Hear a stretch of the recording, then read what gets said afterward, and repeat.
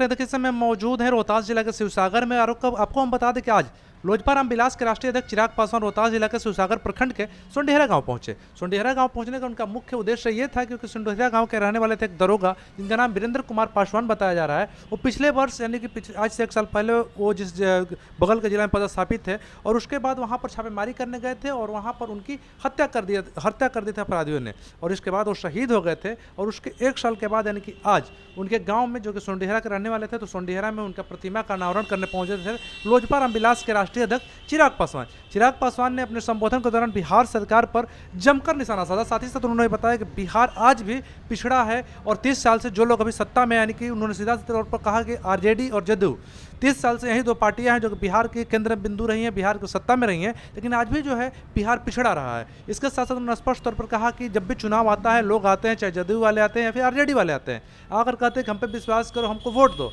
और उसके बाद हमें भूल जाते हैं। उनका इशारा कहीं और था। और इसके साथ साथ स्पष्ट तौर पर उन्होंने पूरे संबोधन के दौरान बिहार सरकार पर पूरी तरह से निशाना साधते हुए सुनिए क्या कुछ कहते हैं लोजपा रामविलास के राष्ट्रीय अध्यक्ष चिराग पासवान। से बताई जाएंगी, बल्कि आने वाली पीढ़ी यकीनन उनकी ये बातें सुनकर एक प्रेरणा उनसे लेगी, एक प्रेरणा स्रोत के तौर पर शहीद वीरेंद्र पासवान जी की ये प्रतिमा आने वाली कई पीढ़ियों को प्रेरणा देती रहेगी, ये विश्वास हम सबको है। और साथियों, आज अब यहाँ आप लोगों के बीच आया, कई और बातें हैं जो आप लोगों के संज्ञान में देना चाहता हूँ। कई विषय हैं जिस पर आज जाने से पूर्व आप सबसे संवाद करके जाना चाहता हूँ। हम लोगों ने एक लंबा समय बिताया, कई पीढ़ियां हम लोगों की बीती हैं, इस उम्मीद में कि भैया एक दिन ऐसा आएगा जब हमारा प्रदेश एक विकसित राज्य बनेगा। मेरे खुद के पिता, मेरे नेता आदरणीय रामविलास पासवान जी ने पूरा जीवन समर्पित किया, लगभग 5 दशक से ज्यादा, 50 साल से ज्यादा सक्रिय राजनीति में रहते हुए पूरा जीवन उन्होंने समर्पित किया इस उम्मीद से कि एक दिन हमारा प्रदेश उन विकसित राज्यों की श्रेणी में आएगा, हमारा प्रदेश भी एक विकसित राज्य कहलाएगा।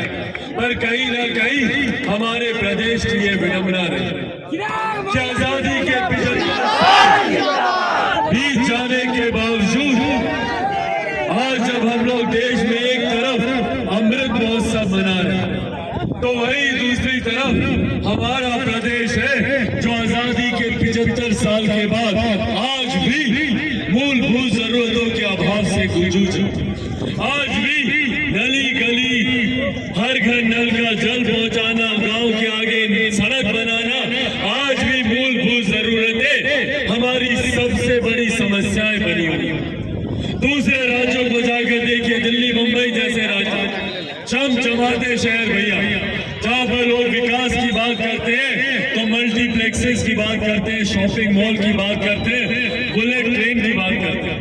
पर आजादी के 75 साल के बाद अगर आज भी हम लोग अपने प्रदेश में विकास की बात करते हैं तो हमारी सोच सीमित होकर रह जाती है कि भैया कैसे हमारे आंगन में चापाकल करें, कैसे हमारे गांव के सामने गली गली बने, कैसे हमारे गांव में एक ट्रांसफार्मर। आज भी हमारी सोच वही की वही है, जबकि दूसरे प्रदेश विकास की नई नई गाथाएं लिख रहे हैं। कारण क्या है, ये हम लोगों को सोचने की जरूरत है।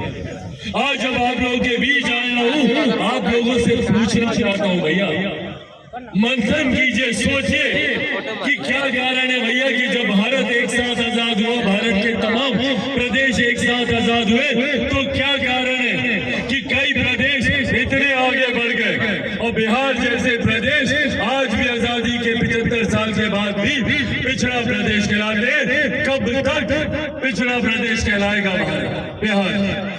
और क्या कारण है कि भैया आजादी के 75 साल के बाद आज भी हम लोग को सुनना पड़ता है कि बिहार पिछड़ा है, बिहार पिछड़ा है, बिहार पिछड़ा है।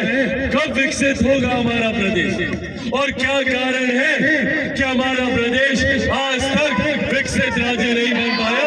ये मंथन करने की जरूरत है, हम लोग को सोचने की जरूरत है और चिन्हित करने की जरूरत है ऐसे राजनीतिक दलों को, ऐसे राजनेताओं को जिन्होंने निरंतरता में हम लोग को बांटने का तो काम किया। हम लोग को अपना वोट बैंक को जरूर बनाया, पर बदले में हम लोग को क्या मिला? चुनाव के वक्त हर राजनीतिक दल आकर बड़ी बड़ी बातें कर कि हम बिहार में ये करेंगे, बिहार में वो करेंगे, हम लोग का वोट तो ये लोग ले ले। और उसके बाद सरकार में आने के बाद क्या? आज जो मौजूदा सरकार बिहार में है भैया, इन लोगों पर नहीं तो और किस पर भरोसा किया हम लोगों ने?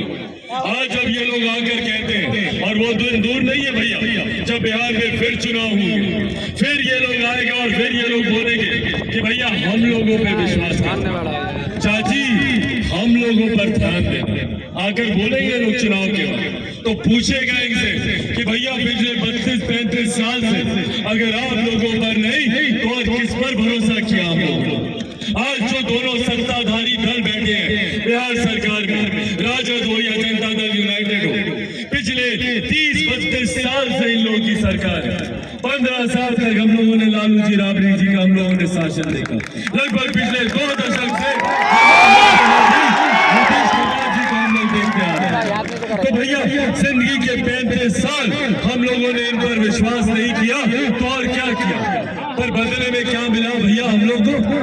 हम लोग के घरों के हालात देख लीजिए, हम लोग की सड़कें आजादी के 75 साल के बाद सड़कों के हालात देख लीजिए भैया। जो मैदान हमारे बच्चों के लिए खेलने के लिए बनना चाहिए, उन मैदानों के हालात देख लीजिए। आज भी पलायन उसी स्तर पर होता है।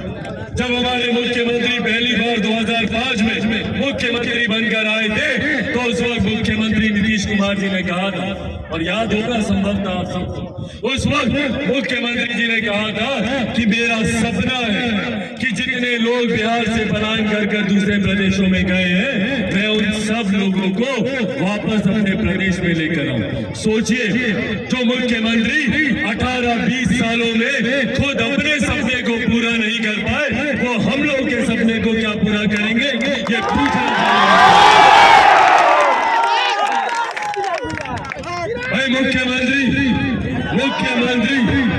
मुख्यमंत्री जी से पूछे भैया क्या कारण है कि आज भी बिहार के ही लोगों को दूसरे प्रदेश जाना पड़ता है शिक्षा के रोजगार के लिए?